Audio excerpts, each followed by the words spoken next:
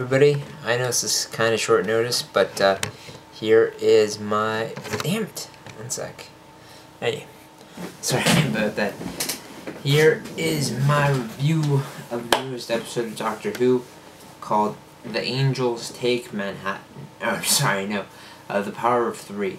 Now, in this episode, well, it's honestly, I thought, after seeing the trailer for this in the previous episode before it, I thought it was a big deal. I thought this was going to be like the first two-parter of this series, you know, Series 7. But no, it was only just a one-parter. But honestly, it was a really good episode. The episode starts out with basically Amy and Rory contemplating their life with the Doctor so far. Basically talking about how it constantly seems to be that their life is entwined with the Doctor's. You know, it's you know, sometimes they go missing for a bunch of months, and then they come back, and it's complete days to what they've missed so far. And honestly, it's it's really interesting to see that the things that they do, when they go out and then come back, it actually does have an effect on their personal lives, which I actually never thought. When it came to me and and Doctor Who, I always assumed that the Doctor would drop them off at the same point that they left, so they wouldn't seem to have missed anything really. But obviously that wouldn't be, so, or else the parents and families of the characters wouldn't even wonder where their family had been for that amount of time. Anyways, moving on. So yeah, they contemplate talking about that, and then Rory says, like, someday they're gonna have to decide that. While that happens, we get this big news report about these square blocks that are appearing in the all around the world, and basically it's a big subplot, and I'm not gonna get into that, but basically the Doctor has to come in, and he has to stay there for a while. Now, at first, it takes the Doctor a while to get used to, staying still. And he talks to them for a while, and he sits and looks at the square blocks. And then after a while, he gets too bored and restless, and then he ends up leaving. He ends up leaving Rory and Amy's house, and then coming back about 8 months later. And then finally deciding to stay and settle down there for a little while. So during that time that he was away, everyone had gotten used to the blocks. Like, no one knew what they were, and what the point was. They thought it was some kind of marketing campaign.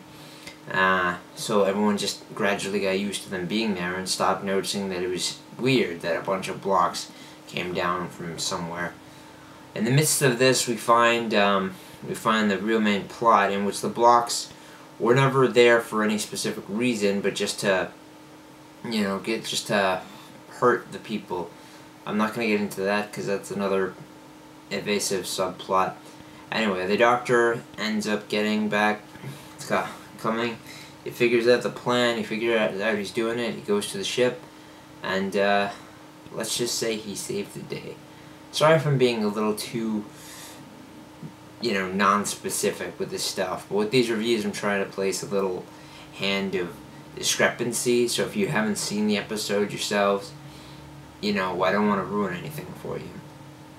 But let's just say the Doc saves the day, and it all ends up happy, but, the two still wonder, what life they're gonna have to choose. Oh, and Rory's dad comes in a lot in this episode. He gets really weird at some points, but he's Rory's dad. That's where Rory's weirdness comes from. Comes from his dad. Anyway, that is it for my review of the Power of Three.